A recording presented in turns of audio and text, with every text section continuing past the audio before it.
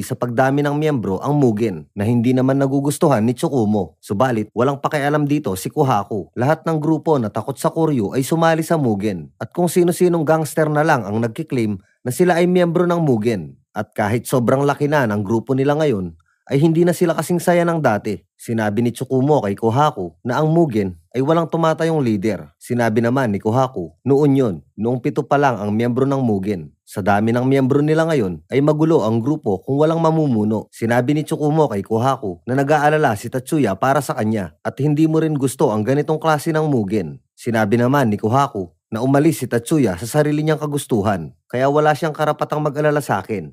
Sa kabilang banda naman, may 2 kalalakihan na sakay ng magagandang motorsiklo. Sila ang legendary Amamiya Brothers kung tawagin.